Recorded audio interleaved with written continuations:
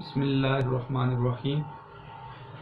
بچوں، first year اور second year دونوں جو ہماری کلاسز ہیں ان کے ہم نے نثری کچھ اسباق پڑھ لیے ہیں۔ ہم نے فرسٹ ایئر کے پہلے ابتدائی 2 سبق پڑھ لیے ہیں اور اسی طرح سیکنڈ کے ہم نے ابتدائی جو 3 اسباق ہیں نثر کے وہ ہم نے پڑھ لیے ہیں۔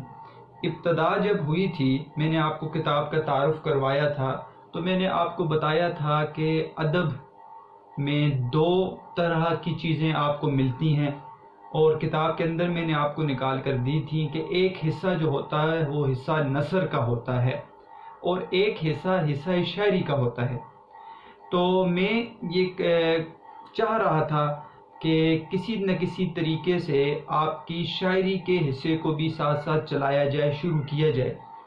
اس کی وجہ یہ ہے کہ ایک تو آپ لگاتار جب اسباق پڑھتے رہتے ہیں تو تھوڑی سی بوریت بھی ہو جاتی ہے، اور دوسرا یہ کہ ابتدائی چیزیں نثر کے اندر بھی اور ابتدائی چیزیں شاعری کے اندر بھی وہ تھوڑی سمجھنے میں آپ کو تھوڑی مشکل لگتی ہیں۔ جب آپ وہ حصہ سمجھ لیتے ہیں تو باقی چیزیں آپ کے لیے انتہائی آسان ہو جاتی ہیں۔ میں اس کی مثال دیتا ہوں کہ دیکھیں، جب ہم نے سبق شروع کیے تھے تو نثر کا جو پہلا سبق تھا اس کے پڑھنے سے پہلے میں نے آپ کو کافی بحث آپ کے ساتھ کی اس بارے میں کہ ہم اس سبق کے اندر کیا کیا چیزیں حل کریں گے۔ میں نے آپ کو پریزنٹیشن کے اوپر بات کی تھی، میں نے پیپر پورے کا پورا فرسٹ ایئر اور سیکنڈ ایئر کا پیٹرن کیا ہوتا ہے اس کی ٹائم مینجمنٹ کے اوپر بات کی تھی۔ پھر جب میں نے آپ کو سبق پڑھایا تو سبق کے اندر سے معروضی سوالات کا نکالنا، MCQs کا نکالنا، پھر اس کے اندر سے مشقی سوالات کا نکالنا، پھر متن کی تشریح کا بتانا، یہ انتہائی ابتدا میں مشکل کام ہوتا ہے اور بچوں کو سمجھانا پڑتا ہے، اور جو ابتدائی بچے جو سمجھے نہیں ہوتے ان چیزوں کو یا اس میں کمی رہ گئی ہوتی ہے تو وہ ان چیزوں کو سمجھنے میں تھوڑی سی مشکل محسوس کرتے ہیں۔ لیکن اللہ تعالیٰ کا بڑا کرم ہوا، ابتدائی اسباق ہم نے پڑھے، اس کے اندر ہم نے نثر کے خصوصی حصے کو بڑے اچھے طریقے سے حل کیا ہے۔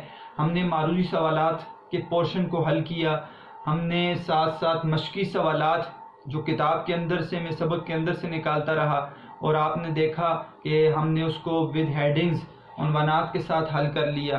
اس کے علاوہ ہم نے پہلے سبق کے اندر سے متن کی تشریح کا طریقہ بھی سیکھ لیا۔ تو اس کا مطلب ہے سیکشن الف جو MCQs کا پورشن ہے وہ ہمارا تقریباً نثر کے اندر سے حل ہو چکا اور ہمیں طریقہ آ گیا۔ اس طرح سیکشن ب مشقی سوال لکھنے کا طریقہ بھی ہمیں معلوم ہو گیا، اور اس طرح سیکشن جیم کا سوال نمبر 2 متن کی تشریح وہ ہمارے لیے آسان ہوگی۔ اب سیکشن بے کا جو سوال نمبر 3 آپ کا ہوتا ہے فرسٹ ایئر اور سیکنڈ ایئر کا، وہ آپ کو معلوم ہے بیٹا، میں نے پیپر کی جب آپ کو پورا سٹرکچر بتایا تھا کیا اس کی کیسا پیپر آتا ہے، تو آپ کو میں نے بتایا تھا کہ اس میں آپ کے لیے نظم یا غزل میں سے ایک حصے کی تشریح صرف کرنی پڑتی ہے، اور فرسٹ ایئر کے لیے یہ 10 مارکس کا ہوتا ہے اور سیکنڈ ایئر کے لیے یہ 8 مارکس کا ہوتا ہے، اور ٹائم کو اگر دیکھا جائے تو ہمیں اس کو 25 منٹس دینے پڑتے ہیں۔ اب میں یہ چاہتا ہوں کہ ہم شاعری کے حصے کو شروع کریں اور شاعری کے حصے میں نظم کی ابتدا کریں، اور فرسٹ ایئر کے لیے خصوصاً پہلی نظم ہے بھی حمد ہے، اور اس کو سمجھنے کی کوشش کریں کہ ہم حمد کے اندر سے کس طریقے سے آسان تشریح کر سکتے ہیں۔ اس کے سوالات، مشقی سوالات غزل کے اندر اور نظم کے اندر جو ہوتے ہیں وہ فرسٹ اور سیکنڈ ایئر دونوں کے لیے بہت ہی اہمیت کے حامل ہیں۔ وجہ یہ ہے بیٹا کہ 2017 کا پیپر آپ اٹھا کر دیکھیں تو 2017 کے پیپر میں ایک حصہ جو ہے نا بالکل سارے کا سارا مشقی سوالات کا آپ دیکھیں گے تو نظم کا آیا ہوا ہے۔ یعنی اگر انہوں نے کسی اسٹوڈنٹ کے نمبر کم کروانے ہیں تو معروضی سوالات کو یا تو مشکل کر دیتے ہیں یا تو پھر یہ کیا جاتا ہے کہ آپ کے مشقی سوالات میں کون سا حصہ ڈال دیا جاتا ہے، وہ شاعری کے مشقی سوالات کا حصہ ڈال دیا جاتا ہے، کیونکہ اسٹوڈنٹس کے ذہن میں نہیں ہوتا۔ اسٹوڈنٹس یہ سمجھ رہے ہوتے ہیں کہ ہمیں اسباق کے اندر سے، نثر کے جو اسباق ہیں اس کے اندر سے مشقی سوال آئیں گے، گرامر کا پورشن آ جائے گا تو ہم حل کر لیں گے، لیکن نظم کے اندر کے مشقی سوالات بھی انتہائی اہمیت کے حامل ہیں اور وہ ہمیں کرنے پڑتے ہیں۔ تو یہ نہیں ہے کہ صرف آپ نے تشریح کرنی ہے اور آپ نے 8 یا 10 نمبر کو نکالنا ہے، ہمیں شاعری کے اندر خصوصاً ٹھیک ہے جو مشقی سوالات ہیں ان کے بنے ہوئے فرسٹ اور سیکنڈ ایئر کے، یا غزل کے اندر جو مشقی سوالات بنے ہوئے ہیں، تو ان کو حل کرنا ہمارے لیے انتہائی ضروری ہے ود ہیڈنگز کے ساتھ۔ تو اس لیے یہ پورشن بھی بیٹا شاعری کا آپ کے لیے انتہائی اہمیت رکھتا ہے۔ اس کے اندر بھی معروضی سوالات ہیں، اس کے اندر بھی مشقی سوالات بھی ہیں، اور اس کے اندر بھی شاعری کا پورشن ہے۔ تو اس لیے جب ہم شروع کریں گے انشاءاللہ اب شاعری کو، تو آپ نے 3 چیزوں کو ذہن میں رکھنا ہوگا۔ ایک حصہ آپ کو رکھنا ہوگا ذہن میں MCQs کا، کہ ہم نے معروضی سوالات یہاں سے بھی نکالنے ہیں۔ ایک حصہ آپ کو رکھنا ہوگا مشقی سوالات کا، کہ ہم نے ایکسرسائز کا کوئی کوسچن بھی نہیں چھوڑنا۔ اور تیسرا حصہ ہم نے رکھنا ہوگا تشریح کا، کہ ہم کسی طرح آسان تشریح کس طرح سیکھ سکتے ہیں، اور کس طرح ہم کسی بھی جو ہے شعر کو آسانی سے اس کو بیان کر سکتے ہیں۔ یہ حصے انتہائی ضروری ہیں۔ اب شاعری کو شروع کرنے سے پہلے بیٹا کچھ چیزوں کو میں دہرا بھی دیتا ہوں، اور یہ ابتدائی چیزیں انتہائی ضروری ہوتی ہیں۔ دیکھیں میں سیدھا چلا جاؤں نظم کے اوپر بات کروں، یا پھر حمد کو شروع کر دوں، تو یہ بھی ہو سکتا تھا طریقہ، لیکن ابتدائی چیزوں کو سیکھنے سے آپ کے لیے آگے کافی چیزیں آسان ہو جاتی ہیں۔ دیکھیں ہم نے ادب کو شروع کیا ہے، اردو ادب انگلش میں لٹریچر کو کہتے ہیں۔ تو ادب کی تعریف کیا ہے؟ ٹھیک ہے، اصناف ادب نثر کے اندر بھی ہیں، شاعری کے اندر بھی ہیں، لیکن ان کی بھی اندر تقسیم ہے جو میں نے آپ کو ابتدا میں نہیں بتائی تھی۔ اب میں چاہتا ہوں کہ تھوڑا سا آپ کو پتہ چل جائے۔ یہ پوری کی پوری بیٹا تقسیم یا پوری کی پوری چیزوں کو میں بیان نہیں کر رہا، صرف اور صرف یہ 9, 10 فرسٹ اور سیکنڈ ایئر کے لیول کے جتنا میں آپ کو بتا سکتا ہوں اتنا سمجھاؤں گا، تاکہ وہ چیزیں آپ کو ابتدائی سمجھ میں آ جائیں جو آپ کے لیول کی ہیں۔ تو ادب بیٹا، ادب جو ہے یہ عربی زبان کا لفظ ہے۔ ایک بات تو یہ ہمیں پتہ چل گئی۔ کسی بھی لفظ کے اندر بیٹا جب اس کی تحقیق کی جاتی ہے تو 2 طرح سے کی جاتی ہے، ایک لغت کے حساب سے ہوتی ہے اور ایک اصطلاح کے حساب سے ہوتی ہے۔ اب لغت اور اصطلاح میں فرق کیا ہے؟ دیکھیں لغت جب آپ دیکھتے ہیں ڈکشنری، اور اس کے اندر اس کا لغوی معنی جو ہوتا ہے وہ درج ہوتا ہے، ٹھیک ہے، وہ عام طور پر بولنے میں بعض اوقات نہیں آتا۔ میں مثال ادب سے ہی دوں گا، آپ کو سمجھ آ جائے گی۔ دیکھیں مثال کے طور پر ہم ادب کے اندر دیکھتے ہیں اس کا لغوی معنی کیا ہے، لغت کے اندر کیا ہے، ڈکشنری کے اندر۔ تو ہم جب لغت کو دیکھتے ہیں تو اس کے اندر ہمیں نظر آتا ہے کہ ادب کا جو لغوی معنی ہے وہ تہذیب ہے، وہ شائستگی ہے، وہ اخلاق ہے، وہ عادات ہے۔ تو ادب کا یہ لغوی معنی عام طور پر لغت کے اندر آپ کو یہ دیکھنے میں ملے گا۔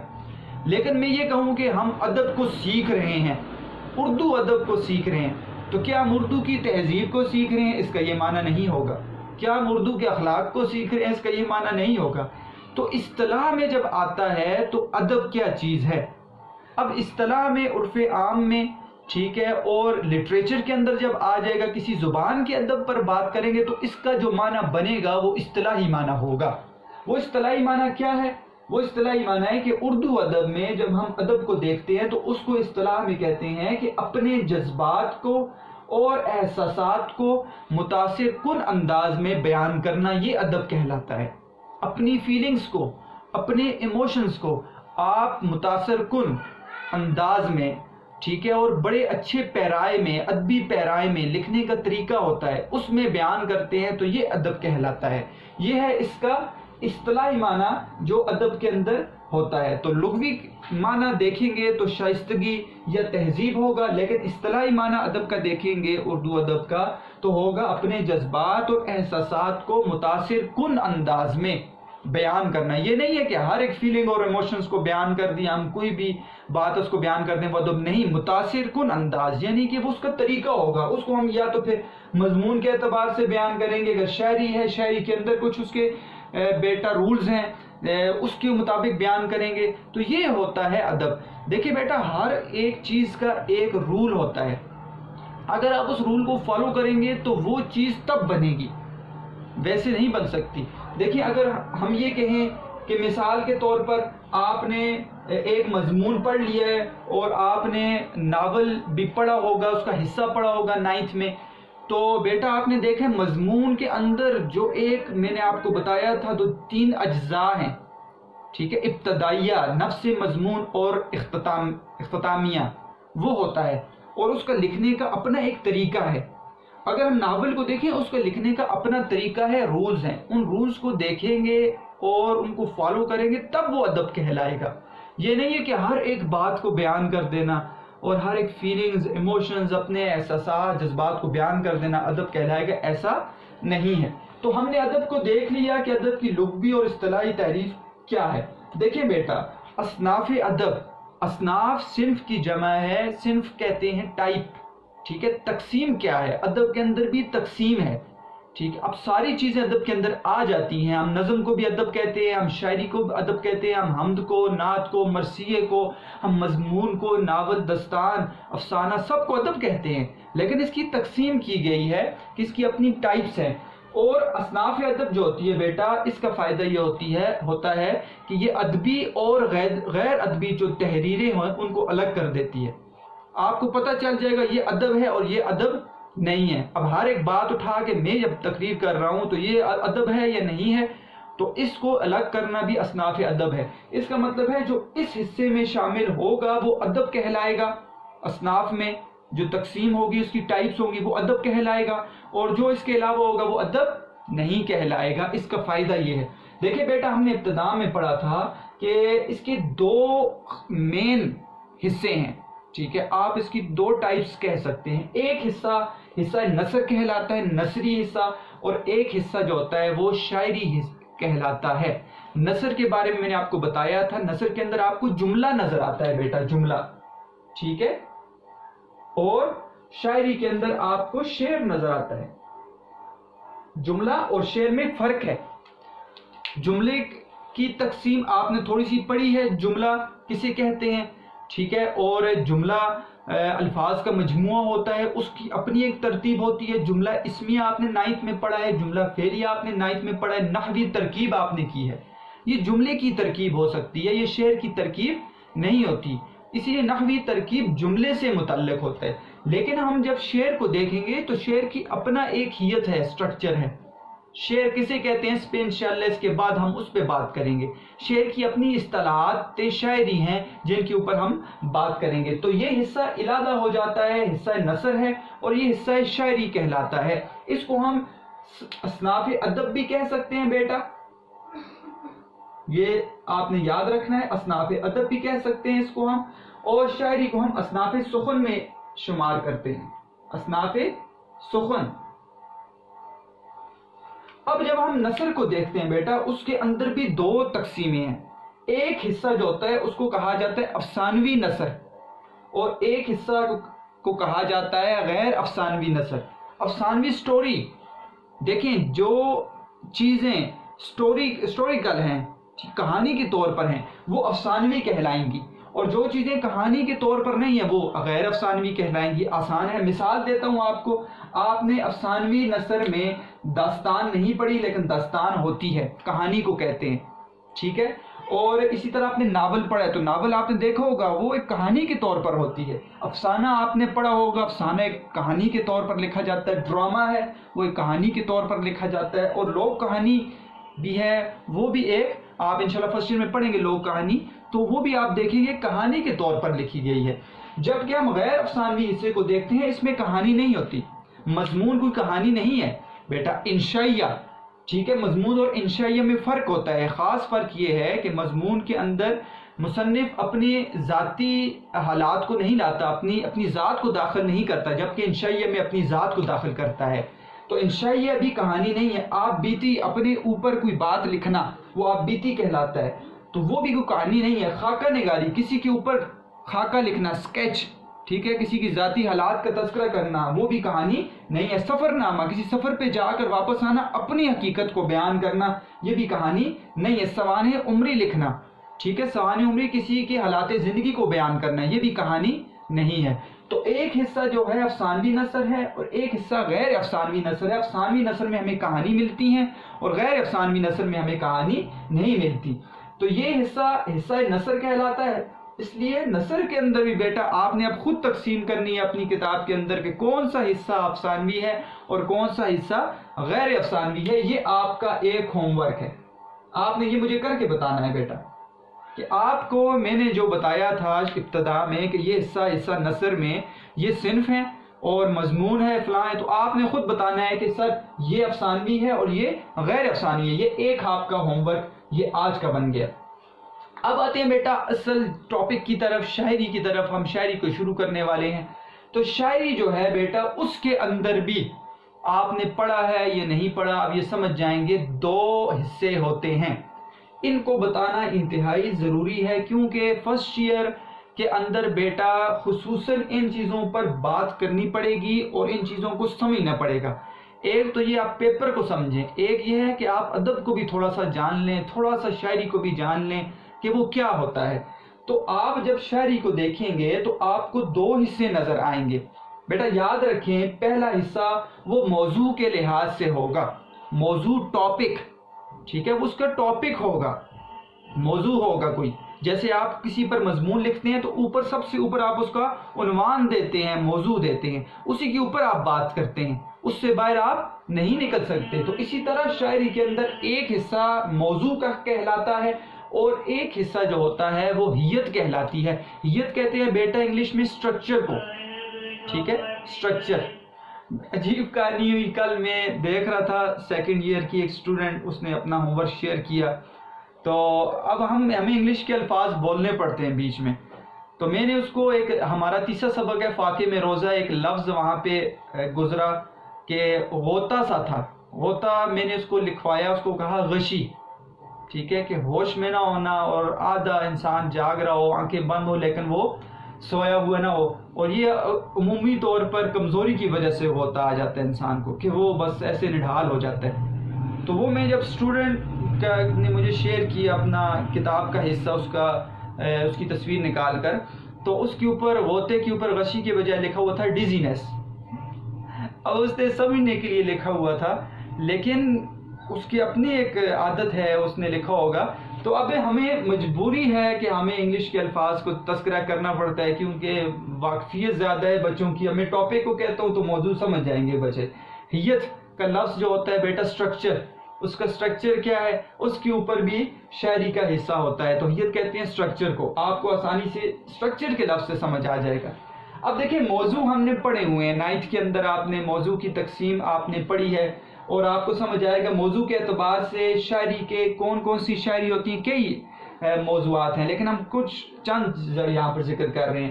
پہلا آپ نے پڑھا ہے بیٹا حمد، جس میں اللہ تعالیٰ کی تعریف کو بیان کیا جاتا ہے. تو اس کا مطلب ہے یہ موضوع ہے. آپ اللہ تعالیٰ کی تعریف کے علاوہ کوئی بات اس کے اندر نہیں کر سکتے، یہ موضوع ہے. نعت، نبی علیہ الصلوۃ والسلام کی مدحت کو، آپ کی تعریف کو بیان کرنا نعت کہلاتا ہے.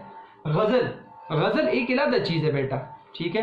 عشق حقیقی، عشق مجازی پر بات کرنا، ٹھیک ہے، آپ نے اس کی تعریف بھی پڑھی ہوگی. تو غزل ایک علیحدہ موضوع ہے. اسی طرح قصیدہ، کسی بادشاہ، کسی ولی، کسی شخص کے اوپر، ٹھیک ہے، اس کی تعریف کو بیان کرنا، یہ قصیدہ کہلاتا ہے.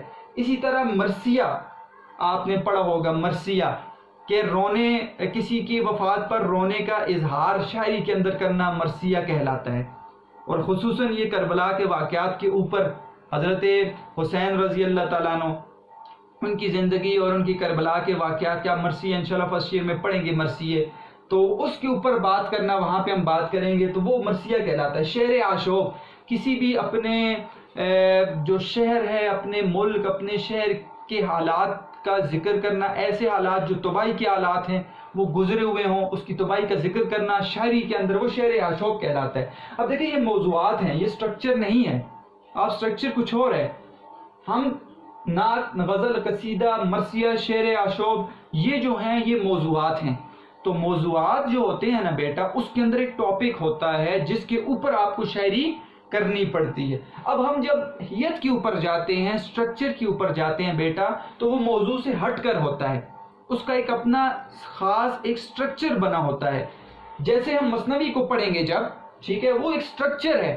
اس میں آپ دیکھیں گے کہ 2 اشعار ہوں گے اور ان کی ایک خاص ترتیب ہوگی. ہر شعر کے اندر اپنا قافیہ ہوگا. ہم مثنوی پڑھیں گے، مثنوی سحر البیان، فرسٹ ایئر کے اندر، اس پر ہم نے بات کرنی ہے. تو یہ شاعری کا وہ پورشن نہیں ہے جو 9th اور 10th میں آپ پڑھ کے آئے ہیں.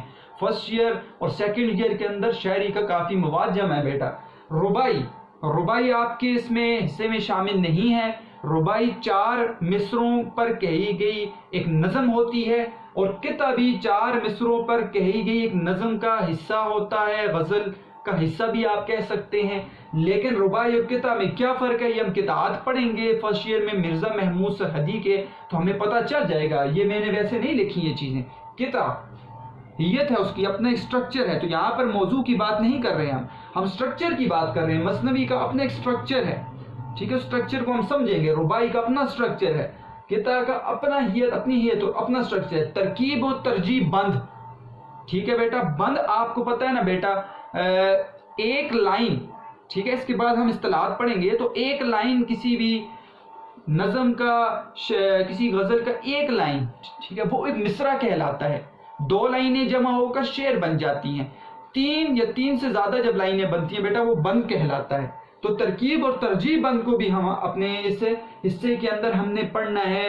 فرسٹ میں بھی ہے اور سیکنڈ ایئر میں بھی ضروری ہے. ہم سمجھیں گے ترکیب بند کیا ہوتا ہے، ہم سمجھیں گے ترجیب بند کیا ہوتا ہے. پابند آزاد مرہ نظم، شاید یہ آپ نے 9th میں پڑھی ہو، تھوڑی 10th میں، لیکن یہاں پہ ہم اس کو دیکھیں گے. پابند نظم کا کیا سٹرکچر ہے، آزاد نظم کا کیا سٹرکچر ہے، مرہ نظم کا کیا سٹرکچر ہے. سونیٹ انشاءاللہ سیکنڈ ایئر کے سٹوڈنٹس پڑھیں گے، اور آپ فرسٹ ایئر والے بھی سیکنڈ ایئر میں جاؤ کہ سونیٹ ایک پڑھیں گے آپ، ٹھیک ہے. تو آپ وہاں پہ سمجھ جائیں گے کہ سونیٹ کتنے مصروں پر کہی گئی، 14 مصروں پر کہی گئی نظم ہے. اس کا اپنا ایک سٹرکچر ہے، اس کے سٹرکچر پر بات کریں گے. اسی طرح بیٹا اب آپ سٹرکچر کو سمجھ جائیں گے زیادہ اچھی طرح. آپ نے 9th میں سٹرکچر کے اوپر پڑھا ہے، تھوڑا سا میں آپ کو یاد کرواتا ہوں.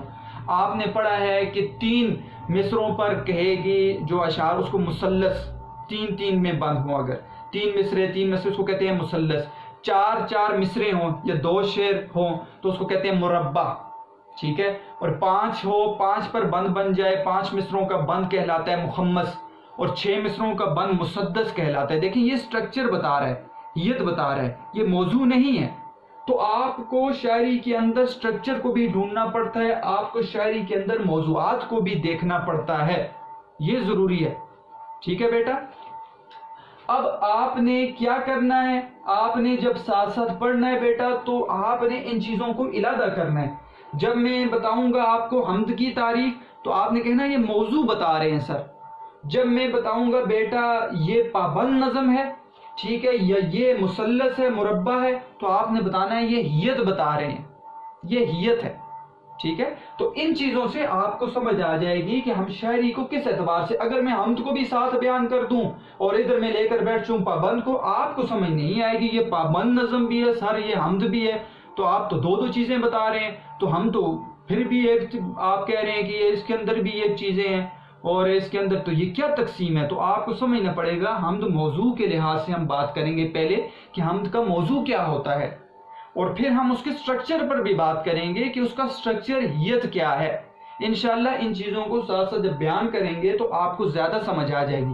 تو بیٹا اس تحریر کو تو آپ سمجھ گئے ہیں، ٹھیک ہے. یہ آپ نے ساتھ ساتھ کرنا ہے، یہ آپ کا ہوم ورک آپ نے نکالنے ہیں. افسانوی غیر افسانوی جتنی بھی آئیں گی اور جتنی ہیں آپ کے اسباق کے اندر، آپ نے علادہ کرنا ہے، اس کو ڈھونڈنا ہے تاکہ آپ کو افسانوی اور غیر افسانوی کا پتہ چل جائے. اسی طرح آپ نے شاعری کے اندر بیٹا موضوعات کو دیکھنا ہے، کون سے موضوع پر بات کر رہے ہیں، اور آپ نے سٹرکچرز کو دیکھنا ہے، ہیت کو دیکھنا ہے کہ ہم کون سے سٹرکچر پر بات کر رہے ہیں. جو اگلا ہمارا ابھی ٹاپک ہوگا اس میں ہم تھوڑا سا اردو ادب کے بارے میں بات کریں گے، اردو شاعری کے بارے میں بات کریں گے کہ اردو شاعری کیا ہے، شعر کی تعریف کو بیان کریں گے اور اصطلاحات شاعری کو بیان کریں گے کہ اصطلاحات شاعری کیا ہیں. اصطلاحات شاعری بہت ضروری ہیں آپ کو شاعری سے کو سمجھنے کے لیے. آپ کو پتہ ہونا چاہیے قافیہ کیا ہے، ردیف کیا ہے، ٹھیک ہے، تخلص کیا ہے، اور آپ کو مطلع، مقطع، ان کے بارے میں تھوڑا پتہ ہونا چاہیے. پھر ساتھ ساتھ آپ کو سائنس پتہ ہونے چاہیے کہ یہ مصرے کا سائن ہے، یہ جو ہے پورے کے پورے شعر کا سائن ہے. تو یہ اصطلاحات شاعری پر بات کرنے کے بعد ہم انشاءاللہ تعالی پھر ہم اپنی نظم جو ماہر القادری کی پہلی نظم ہے اس کی ابتدا کریں گے، اور سیکنڈ ایئر والے علامہ اقبال کی جو پہلی نظم ہے جواب شکوہ اس کو شروع کریں گے.